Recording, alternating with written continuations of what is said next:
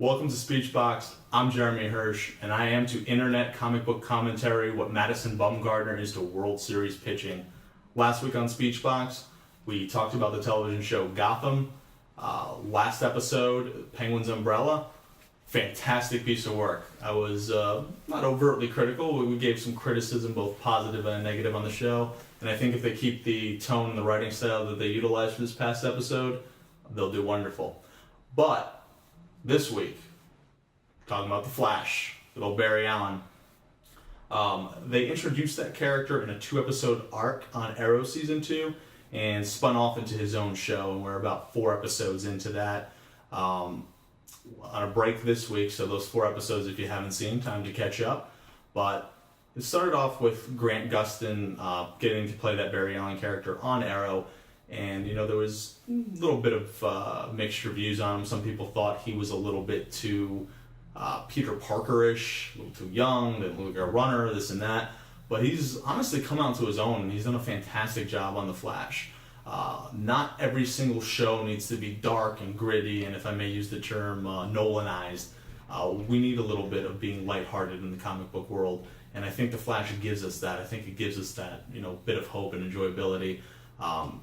Wonderful crew surrounding Grant Gustin. Tom Cavanaugh has done a great job as Harrison Wells, sort of Barry's mentor from Star Labs, but as we also see, and I will be throwing spoilers out pretty handedly, just to forewarn, as a lot of the episodes have concluded, we've seen sort of a darker side of Mr. Wells, and I think what they're gearing towards is, the comics is either a Zoom or a reverse Flash-esque character or a combination of the two. That could obviously always change, but pretty strongly hinted at that, so I'm curious to where that arc goes.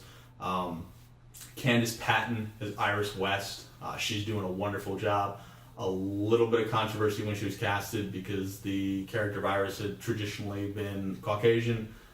Candace is a black actress, and it really hasn't mattered whatsoever. It doesn't matter to that character. She's doing a wonderful job. She's very sweet and lighthearted and a great embodiment of that character. Her father on the show is played by Jesse Martin. Joe West is sort of a surrogate father figure to Barry. He's added a lot to the show, sort of just as like I said, a surrogate father, but also in terms of the police station where Barry works. They give Joe a lot to do, a lot of great interaction in terms of going as a skeptic, from Barry always telling him about sort of weird and out-of-place ideas about the murder of his mother, about seeing like a ball of lightning and a man inside of it, to seeing what Barry's become as the Flash, and sort of seeing these metahumans that Barry's now battling. So he's, he thinks Barry did see something, and they get a lot of interaction now trying to solve that murder of Barry's mother.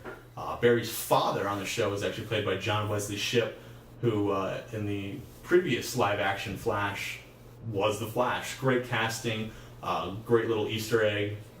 If we remember last week, I was talking about Gotham sometimes throws things in your face.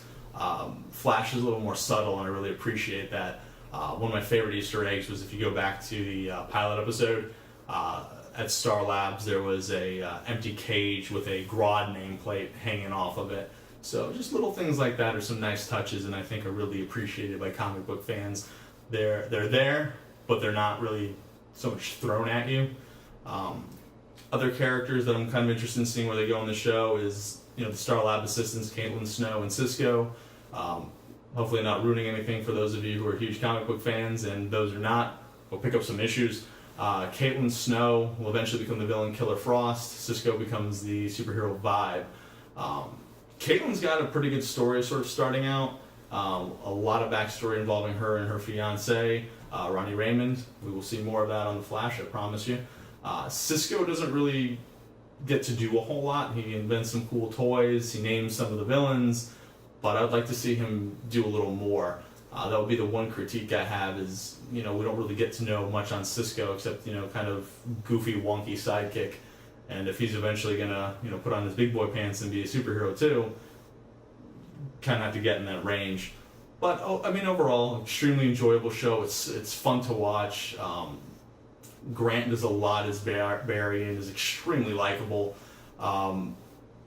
it's been one of the pleasures to watch this season. You know, a lot of the shows are in their early runs, but just a great comic book feel. And I don't say this as a negative, but when I think of great special effects, I don't really think of the CW network for that. But Barry's fights he's had on the show against, you know, Weather Wizard and Multiplex and The Mist and Captain Cold. I mean, they've all been really, really well produced. The effects look fantastic, you know.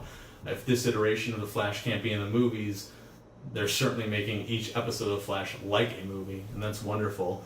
And in terms of that last episode, Going Rogue, where they introduced Captain Cold, played by Wentworth Miller, that was an epic piece of television.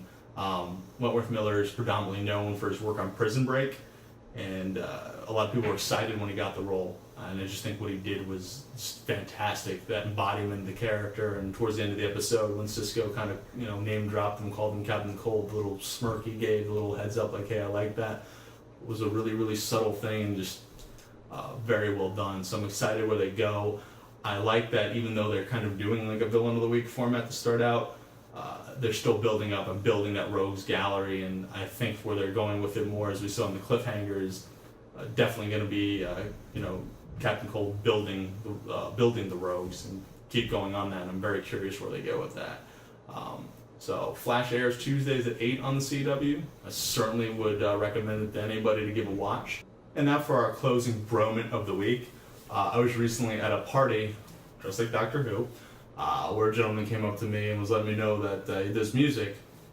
I mentioned the show, promised to give some props, and as a man of my word, The Acquitted, The Arraignment is the name of the album. I will put in the description their website, soundcloud.com, Acquitted804 is the web address. Give them a listen if you like rap music.